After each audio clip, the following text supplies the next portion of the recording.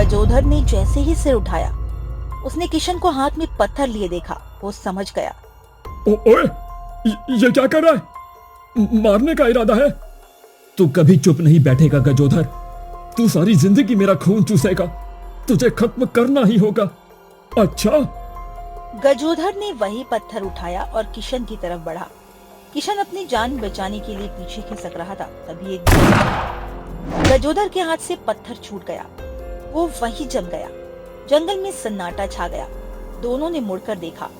खंडहर के दरवाजे पर भैरव सिंह खड़ा था। उसकी बंदूक से धुआं निकल रहा था। उसके साथ उसके साथी भी थे। वाह वाह, क्या नाटक है। दो कुत्ते हड्डी के लिए लड़ रहे हैं और असली मालिक तमाशा देख रहा है। अमावस की काली रात थी। नदी के किनारे सन्नाटा पसरा हुआ था। सिर्फ झिंगुरों की आवाज गूंज रही थी। दो परछाइयां भारी कदमों से नदी के उस पुराने सूखे पेड़ के पास पहुंची। उनके हाथ में एक भारी मटका था। माहौल में एक अजीब सा डर फैला हुआ था। बस यही जगह ठीक रहेगी। यहाँ कोई नहीं आता। मुर्द फाकून की जगह है। यहाँ रात को परिंदा भी पर नहीं मार सकता। जल्दी हाथ चला। अगर सरदार को पता चला तो हमने माल गायब किया है तो वो हमारी खाल उधेड़ कर भूसा भर देगा। अरे तू डर मत। सरकार को लगेगा कि पुलिस की रेड में माल नदी में बह गया। ये असली सोना है। 7 पुश्ते राज करेंगे हमारी।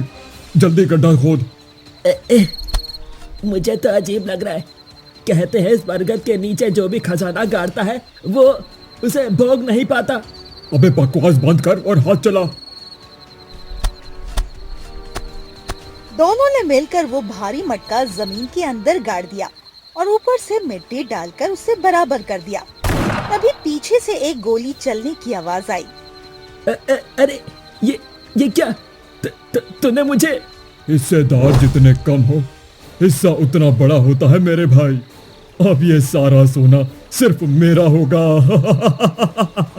पहला आदमी जोर जोर से हंसने लगा, लेकिन उसकी हंसी ज्यादा देर तक नहीं टिकी। झाड़ियों से एक जहरीला सांप निकला और सीधा उसके पैर पर डस लिया। वो चीखा और वहीं ढेर हो गया। खजाना अब भी जमीन के नीचे था। 2 लाशों के बीच राज अब भी राजी था। सुबह का सूरज निकला। वो काली रात बीत चुकी थी और किसी को नहीं पता था कि नदी किनारे क्या हुआ है। किशन अपने घर के आंगन में कपड़ों की गठरी बांध रहा था। उसके चेहरे पर थकान साफ दिख रही थी। अरे ललिता, ओ ललिता, जरा गड्ढू और पानी तो ला। गला सूख रहा है और अभी तो नदी तक जाना बाकी है।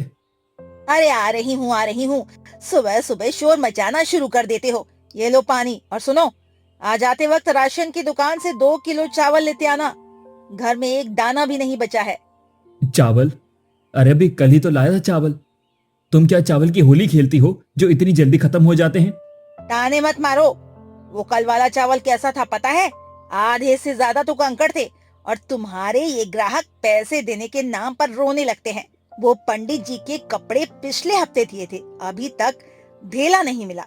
क्या करूं ललिता, अब क्या उनका गला पकड़ लूं?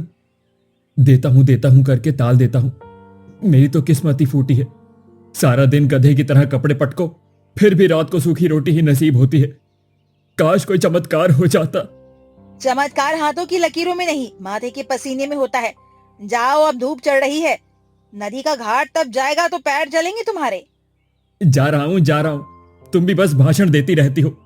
कभी कुछ अच्छा मत बोलना। जा किशन, आज तेरा दिन अच्छा जाएगा। बस ताने ताने और ताने। किशन बड़बड़ाता हुआ कपड़ों की भारी गठरी सिर पर उठाता है और घर से निकल जाता है। ललिता उसे जाते हुए देखती है। उसकी आंखों में चिंता थी, लेकिन वो कुछ बोलती नहीं। किशन नदी किनारे पहुंचता है। आज वहाँ कोई नहीं था। अजीब सी शांति थी। वो अपनी जगह पर कपड़े पटकने की तैयारी कर ही रहा था कि उसकी नजर थोड़ी दूर उस पुराने सूखे पेड़ के पास गई।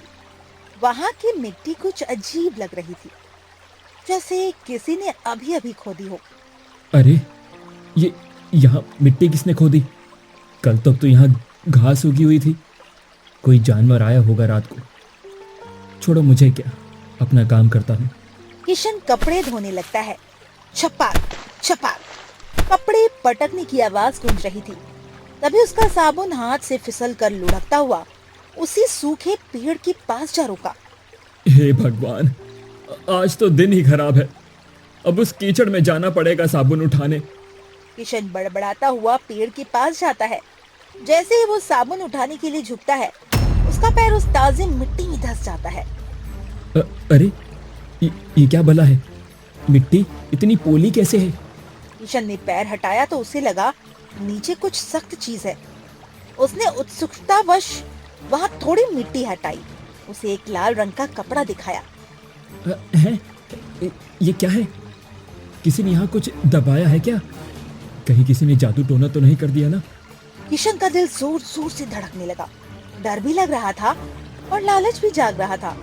उसने इधर उधर देखा, कोई नहीं था। उसने जल्दी जल्दी हाथों से मिट्टी हटाना शुरू किया।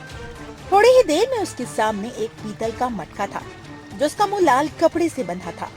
या तो इसमें किसी की अस्थियां भी तो हो सकती हैं, या फिर किशन ने कांपते हाथों से मटके का कपड़ा हटाया। अंदर का नजारा देखकर उसकी आंखें फटी की फटी रह गई। सूरज की रोशनी में पीली धातु चमक उठी। सोना? हे, हे, हे, हे, मेरे मालिक, ये तो सोने के सिक्के हैं। और ये जेवर, ये तो असली खजाना है। किशन के हाथ पांव ठंडे पड़ गए। उसे यकीन नहीं हो रहा था। उसने तुरंत मटका वापस कपड़े से ढका और पागलों की तरह चारों तरफ देखने लगा। दूर से उसे गजोधर आता हुआ दिखाई दिया। अरे बाप रे, वो गजोधर आ रहा है। अगर उसने देख लिया तो पूरे गांव में ढिंढोरा पीट देगा। क्या करूं, क्या करूं? किशन ने तुरंत मटके को अपनी गंदी कपड़ों वाली गठरी के बीचों बीच छिपा देता है और ऊपर से और कपड़े डाल देता है। वो ऐसे खड़ा हो जाता है जो ऐसे कुछ हुआ ही ना हो। गजोधर पास आता है। अरे किशन भाई, आज बड़ी जल्दी काम शुरू कर दिया। और तुम काम क्यों रहे हो? तबीयत तो ठीक है? हाँ, गजोधर भाई, वो बस थोड़ी ठंड लग गई पानी से। तो तुम यहाँ कैसे इतनी सुबह? मैं बस ऐसे ही सैर करने निकला था। सोचा देखो नदी में पानी कितना है। वैसे तुम्हारी गठरी आज कुछ ज्यादा ही बड़ी नहीं लग रही। नहीं नहीं नहीं, तो वो आज ठाकुर साहब को वो पर्दे और चादर भी है ना उनके, इसीलिए फूली हुई लग रही हैं। अच्छा भाई, मुझे भी बहुत काम है, देर हो रही है, मैं चलता हूँ। अरे कपड़े धोए बिना वापस आ रहे हो? हाँ, वो साबुन खत्म हो गया है, घर से साबुन लेकर आता हूँ।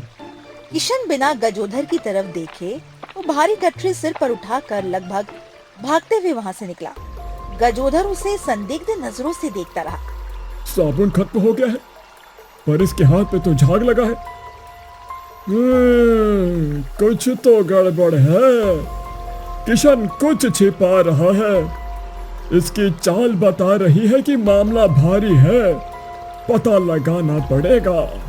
किशन घर के अंदर तूफान की तरह घुसा और तुरंत दरवाजा बंद करके कुंडी लगा दी।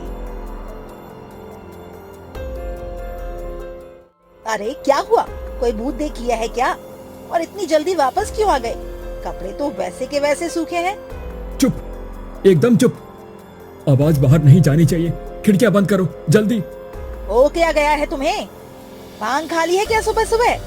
ललिता, अपनी किस्मत जाग गई है। भगवान ने छप्पड़ फाड़ दिया है। इधर आओ, इसे देखो।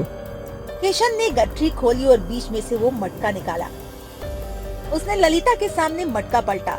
छन छन छन सोने के सिक्के और गहरे फर्श पर बिखर गए। ये सब तुमने चोरी की है किशन? सच बताओ, तुम डाकू बन गए हो क्या? हाय राम, अब पुलिस आएगी और हमें मारेगी। अरे धीरे बोल भाग्यवान, दीवारों के भी कान होते हैं। मैंने चोरी नहीं की, ये मुझे नदी किनारे गड़ा हुआ मिला। किसी ने गाड़ रखा था वहां पर। अब ये हमारा है। नहीं, ये हमारा नहीं हो सकता। ये जिसका है ना, वो उसे ढूंढते हुए आएगा। पराया धन कभी फलता नहीं किशन। इसे पुलिस को दे आओ या राजा के दरबार में जमा कर दो। हमें नहीं चाहिए ये। पागल हो गई हो क्या? लक्ष्मी खुद चलकर हमारे घर आई है और तू उसे धक्के मारकर निकालना चाहती है। पता है इससे हम क्या क्या कर सकते हैं। मैं अपना खुद का बड़ा घर बनाऊंगा, तुझे रानी की तरह रखूंगा। अब मुझे दूसरों के मैले कपड़े भी नहीं धोने पड़ेंगे। पर मुझे डर लग रहा है। देखो, इन सिक्कों पर खून के धब्बे जैसे निशान हैं। ये पक्का किसी गलत काम का पैसा है। किशन, मान जाओ मेरी बात। तू बस डरपोक ही रहेगी। सुन, किसी को कानो कान खबर नहीं होनी चाहिए। हम इसे धीरे धीरे इस्तेमाल करेंगे, समझी? किशन ने सारा सोना घर के एक कोने में गड्ढा खोदकर दबा दिया और ऊपर से संदूक रख दिया। लेकिन अब किशन बदल गया था। उसकी आंखों में एक अजीब सी चमक और डर दोनों थे। शाम को वो गांव के बाजार में गया। अब मैं अमीर हूँ। अब मैं ये फटे हुए कपड़े क्यों पहनूं? और वो टूटी हुई चप्पल? नहीं नहीं नहीं, अब किशन बाबू ठाठ से रहेंगे। किशन सीधे सेठ करोड़ी मल की दुकान पर गया। अरे किशन, आज कैसे रास्ता भूल गया? और मेरे पैसे कब ला रहा है? उधारी बहुत बढ़ गई है तेरी। सेठ जी, उधारी की बात मत करो, आज मैं नगद लाया हूँ। और सुनो, वो जो सबसे महंगी वाली बनारसी साड़ी है ना, वो निकालो, और मेरे लिए एक रेशमी कुर्ता भी। बनारसी साड़ी? रेशमी कुर्ता? किशन, होश में तो है? वो बहुत महंगी है, तेरी साल भर की कमाई लग जाएगी उसमें। अरे तुम दाम बताओ सेठ, ये लो। किशन ने जेब से एक सोने का सिक्का निकालकर सेठ के गले पर फेंका। सिक्के की खनक सुनकर सेठ की आंखें चमक उठी। उसने सिक्का उठाया, उसे परखा और फिर किशन को ऊपर से नीचे तक देखा। ये तो अशरफी है, पुरानी मोहर। किशन, सच सच बता, कहां से लाया? लॉटरी लगी है या कहीं डाका डाला है? अरे सेठ, तुम्हें माल बेचने से मतलब है या पूछताछ करने से? मेरी दूर की बुआ मर गई है, वो देकर गई थी विरासत में। तुमने देना है या मैं दूसरी दुकान में जाऊं? अरे नहीं नहीं नहीं, मैं तो बस मजाक कर रहा था। मुनीम जी, किशन बाबू के लिए सबसे बढ़िया माल निकालो। अरे शरबत पिलाओ इनको। किशन ने सामान लिया और अकड़ कर वहाँ से निकला। लेकिन मुनीम जी सेठ के कान में फुसफुसाए। सेठ जी, इसकी कोई बुआ नहीं है, मैं इसके खानदान को जानता हूँ। ये सिक्का शाही लग रहा है, दाल में कुछ काला है। काला नहीं मुनीम जी, पूरी दाल ही काली है। इस पर नजर रखो। धोबी के पास अशरफी होना मतलब खतरे की घंटी। किशन जब घर पहुंचा तो उसके हाथ में नया सामान था, लेकिन दिल में एक धुकधुकी थी। उसने देखा गजोधर उसके घर के पीछे वाली खिड़की के पास खड़ा होकर अंदर झांकने की कोशिश कर रहा था। एक गजोधर क्या कर रहा है वहां पर? अरे किशन भाई, तुम आ गए। वो मेरी बिल्ली खो गई थी, मुझे लगा तुम्हारे घर में घुस गई होगी। मेरे घर में तेरी बिल्ली क्या करने जाएगी? यहाँ चूहों के लिए दाना नहीं है, बिल्ली को क्या खिलाऊंगा? जा भाग यहाँ से, और आइंदा मेरे घर के आसपास भी दिखा तो टांग तोड़ दूंगा तेरी। इतना गुस्सा क्यों कर रहे हो भाई? पहले तो बड़े प्यार से बात करते थे, जब से वो गठरी लाए हो मिजाज ही बदल गए हैं। कौन सी गठरी? कोई गठरी नहीं लाया मैं, चल निकल यहाँ से। गजोधर वहाँ से चला गया, लेकिन उसके चेहरे पर एक कुटिल मुस्कान थी। बिल्ली तो नहीं मिली, लेकिन शिकार की खुशबू जरूर आ रही है। आज रात इसके घर की तलाशी लेनी पड़ेगी। ये धोबी कुछ बड़ा खेल खेल रहा है। रात हो गई। किशन और ललिता ने दरवाजा बंद किया। ललिता उस नई साड़ी को देख रही थी, लेकिन खुश नहीं थी। तुमने ये साड़ी क्यों ली, और वो भी सोने का सिक्का देकर? अगर सेठ ने किसी से कह दिया तो? अरे कोई कुछ नहीं कहेगा, पैसे जिसके पास होते हैं ना, दुनिया उसको सलाम करती है। तू बस मजे कर, कल मैं घर की मरम्मत करवाऊंगा, पक्का फर्श डलवाऊंगा, देखना। किशन, धीमे बोलो, मुझे बाहर कदमों की आहट सुनाई दे रही है। दोनों एकदम शांत हो गए। बाहर सूखे पत्तों पर किसी की चलने की आवाज आ रही थी। कौन हो सकता है? मैंने कहा था ना, ये सोना मुसीबत है, कोई आया है। डंडा कहाँ है मेरा? तू यही रुक, मैं देखता हूँ। किशन ने हाथ में लाठी ली और धीरे से दरवाजा खोला। बाहर बहुत अंधेरा था। तभी एक परछाई तेजी से दीवार फांद कर भागी। कौन है? कौन है वहां? रुक, तुझे मैं बताता हूँ। लेकिन वो परछाई गायब हो चुकी थी। किशन का पसीना छूट गया। अब उसे यकीन हो गया था कि कोई उसकी जासूसी कर रहा है। वो अंदर आया और दरवाजा फिर से बंद कर लिया। ललिता, अब हम यहाँ पर सुरक्षित नहीं है, हमें सोना लेकर कहीं और जाना होगा। कहाँ जाओगे? पूरी दुनिया में अपनी जगह तो यही है। वापस रखाओ उसे वहीं, जहाँ से लाए थे। मेरी मानो, इसी में भलाई है हमारी। अगली सुबह गांव में एक नई खबर फैली। घोड़ों की टापों की आवाज से पूरा गांव गूंज उठा। 4-5 खूंखार दिखने वाले लोग, जिनके कंधों पर बंदूकें थी, गांव के बीचों बीच रुके। उनका सरदार भैरव सिंह घोड़े से नीचे उतरा। उसकी एक आंख पर पट्टी बंधी थी। ए गांव वालों, सबके सब बाहर निकलो। डर के मारे सारे गांव वाले, सेठ करोड़ी मल और यहाँ तक कि किशन भी भीड़ में शामिल हो गया। मेरा नाम भैरव सिंह है। मेरा एक आदमी कल रात इस नदी के किनारे से गायब हो गया और उसके साथ मेरा एक मटका भी गायब है। अगर किसी को कुछ पता है तो अभी बता दो, वरना मैं इस पूरे गांव को शमशान बना दूंगा। किशन की सांसें अटक गई, उसका गला सूख गया। वो ललिता के पीछे छिपने की कोशिश करने लगा। सरकार, हम तो गरीब लोग हैं, हम किसी मटके के बारे में नहीं जानते। झूठ मत बोल बुढ़े। मेरी खबर कहती है कि माल इसी गांव के आसपास है। मैं हर घर की तलाशी लूंगा। गजोधर भीड़ में खड़ा था। उसकी नजर किशन पर पड़ी, वो पसीने से लथपथ हो रहा था। गजोधर के दिमाग की बत्ती जली। तो ये माजरा है। वो मटका किशन के पास है। अब आया ऊंट पहाड़ के नीचे। भैरव सिंह ने अपने आदमियों को आदेश दिया कि तलाशी शुरू करो। किशन चुपचाप वहां से खिसक कर अपने घर की तरफ भागा। ललिता, ललिता, वो डाकू सोना ढूंढने के लिए आया है। वो हमें मार डालेगा। जल्दी निकालो वो सोना, हमें उसे कहीं और छिपाना होगा। मैंने कहा था ना, अब क्या होगा? बहस मत करो, जल्दी खोद।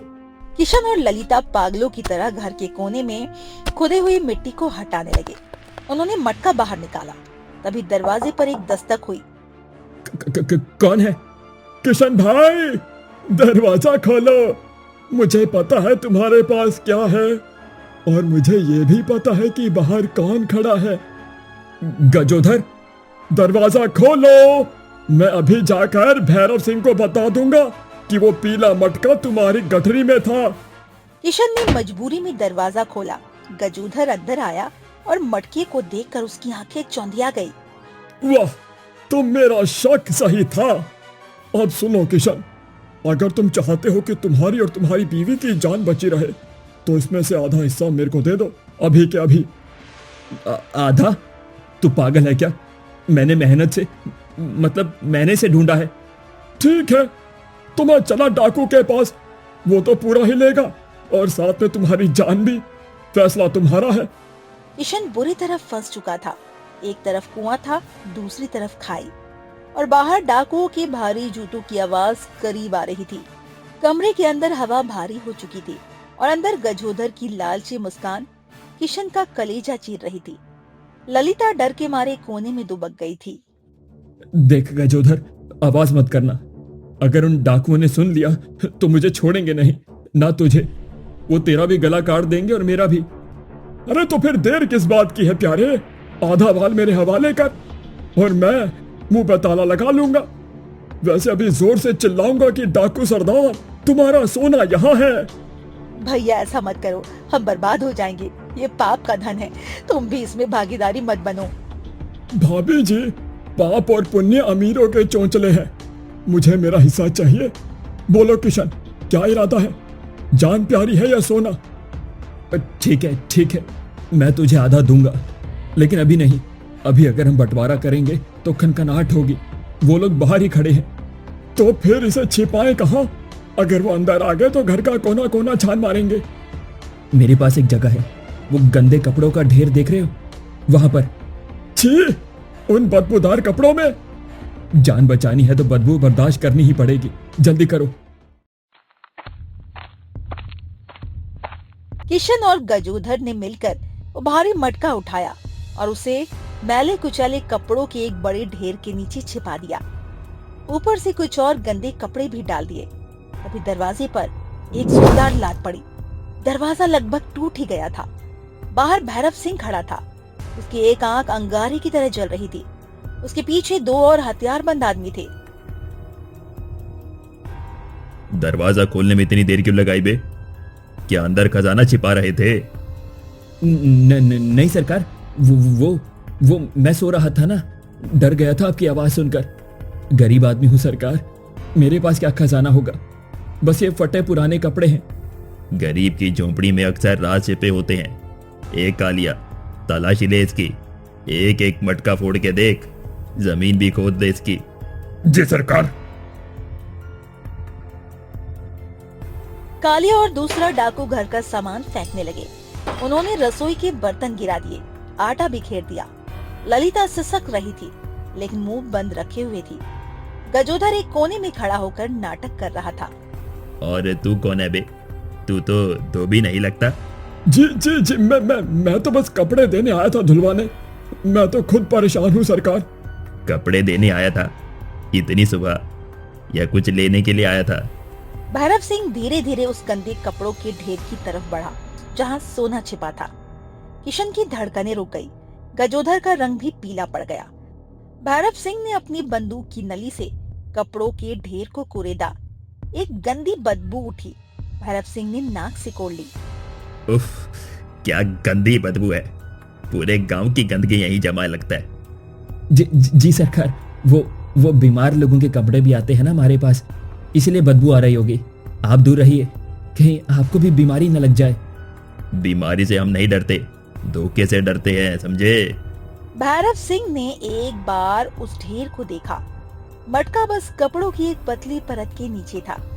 अगर वो थोड़ा और हटाता तो पीतल चमक जाता, लेकिन बदबू इतनी तेज थी कि भैरव सिंह तो पीछे हट गया। चलो यहाँ से, यहाँ कुछ भी नहीं है सिवाय बदबू और गरीबी के। लेकिन याद रखना धोबी, अगर मुझे पता चला कि तूने कुछ छिपाया है ना, तो तेरी खाल में मैं ऐसा भूसा भरवा दूंगा कि याद रखेगा। डाकू वहां से चले गए। जैसे ही उनके कदमों की आवाज दूर हुई, किशन जमीन पर गिर पड़ा। उसका पूरा शरीर पसीने से भीगा हुआ था। बाल बाल बचे बेटा। आज अगर वो बदबूदार पैजामे को हटा देता तो आज हम सब ऊपर वाले के पास होते। अब बस बहुत हुआ। ये सोना यहाँ रखना खतरे से खाली नहीं है। वो लोग वापस आ सकते हैं। अब क्या करोगे? इसे नदी में फेंकाओ। मेरी बात मान लो तुम। फेंक क्यों आओ? पागल हो गए हो? किशन, इसे जंगल की तरफ ले चलते हैं। वहां पुरानी हवेली के खंडर के पास बैठकर इत्मीनान से बंटवारा करेंगे। यहाँ दीवार पतली है। हाँ, तू ठीक कह रहा है। जंगल ही सुरक्षित रहेगा। ललिता, तू घर पर रहे और दरवाजा बंद कर ले। किसी को मत बताना हम कहाँ गए हैं। किशन और गजोधर ने मटका फिर से कपड़ों की गठरी में बांधा और पिछले दरवाजे से निकलकर जंगल की तरफ भागे।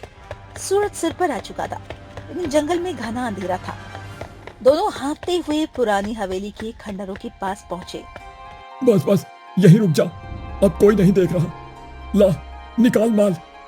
तू ऐसा कर रहा है जैसे तुझे ही सब कुछ चाहिए। सब कुछ नहीं चाहिए, आधा। और सुन, उस हार पर मेरी नजर है, वो मेरी घरवाली को पसंद आएगा। किशन ने गठरी खोली। सोने की चमक ने अंधेरे खंडहर को रोशन कर दिया। गजोधर की लार टपकने लगी। वो पागलों की तरह से सिक्के गिनने लगा। 1, 2, 10, 50। अरे वाह किशन, हम तो राजा बन गए, राजा। धीरे बोल। जंगल में जानवर और इंसान दोनों के कान तेज होते हैं। जल्दी बांट और खत्म कर किस्सा। किशन भी बंटवारे में लग गया, लेकिन उसके दिमाग में कुछ और चल रहा था। वो गजोधर को देख रहा था, जो पूरी तरह सोने में खोया था। ये गजोधर बहुत लालची है। आज ये आधा ले रहा है, कल ये पूरे के लिए मुझे ब्लैकमेल करेगा। ये मेरा राज जानता है। जब तक ये जिंदा है, मैं चैन से नहीं जी पाऊंगा।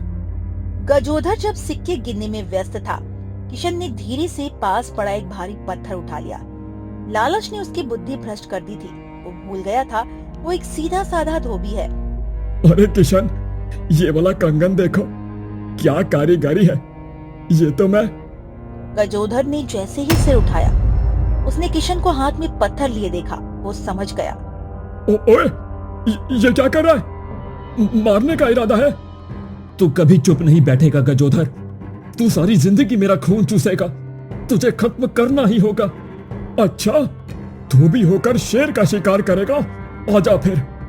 दोनों के बीच हाथापाई शुरू हो गई। सोना जमीन पर बिखर गया। गजोधर किशन से ज्यादा ताकतवर था। उसने किशन को धक्का दिया और किशन जाकर एक दीवार से टकराया। तूने दोस्ती तोड़ी है किशन, अब मैं तुझे मारूंगा। और ये सारा सोना मेरा होगा। गजोधर ने वही पत्थर उठाया और किशन की तरफ बढ़ा। किशन अपनी जान बचाने के लिए पीछे खिसक रहा था, तभी एक गोली चली। गजोधर के हाथ से पत्थर छूट गया, वो वहीं जम गया। जंगल में सन्नाटा छा गया। दोनों ने मुड़कर देखा। खंडहर के दरवाजे पर भैरव सिंह खड़ा था। उसकी बंदूक से धुआं निकल रहा था। उसके साथ उसके साथी भी थे। वाह वाह, क्या नाटक है। दो कुत्ते हड्डी के लिए लड़ रहे हैं और असली मालिक तमाशा देख रहा है। सरकार, आप? क्यों बे, तुझे क्या लगा? मुझे वो बदबू सच में परेशान कर रही थी। अरे मुझे उसी वक्त शक हो गया था जब तूने कहा कि कपड़े बीमार लोगों के हैं। गांव में कोई बीमारी नहीं फैली है। मैं बस इंतजार कर रहा था कि तुम चूहे बिल से कब निकलो और माल निकालो। सरकार, मेरा कोई कसूर नहीं है। ये किशन ये चुरा के लाया था। मैं तो आपको बताने ही आ रहा था। मुझे जाने दो। गद्दार दोस्त दुश्मन से ज्यादा खतरनाक होता है। तू तो सबसे पहले मरेगा। डाकुओं ने दोनों को घेर लिया। किशन और गजोधर अब मौत के सामने खड़े थे। बिखरा हुआ सोना अब मिट्टी समान लग रहा था। भैरव सिंह आगे बढ़ा और उसने किशन की गर्दन पकड़ ली। बता, और माल कहाँ है? या बस इतना ही चुराया था मेरे आदमी से? बस इतना ही है सरकार। मुझे छोड़ दो। मुझे सोना नहीं चाहिए। आप ले लो सब। अरे वो तो मैं ले ही लूंगा। कालिया, समेटो सब कुछ और इन दोनों को पेड़ से बांध दो। इनका तो मैं गिद्धकों का खाना बनाऊंगा। कालिया और दूसरा डाकू सोना समेटने लगे। तभी अचानक जंगल में सारंग की आवाज गूंजने लगी। पुलिस की जीप की आवाजें करीब आ रही थी। सरकार, पुलिस पुलिस, लगता है किसी ने खबर दे दी है। दरअसल ललिता ने गांव के मुखिया और पुलिस को खबर कर दी थी। उसे पता था कि लालच उसके पति को मार डालेगा। क्या इस वीरान में पुलिस कैसे आई? भागो, माल छोड़ो और निकलो यहाँ से। डाकू हड़बड़ा गए। कालिया के हाथ से सोने की पोटली छूट गई और वो खंडहर के पास बह रहे नाले में जा गिरा।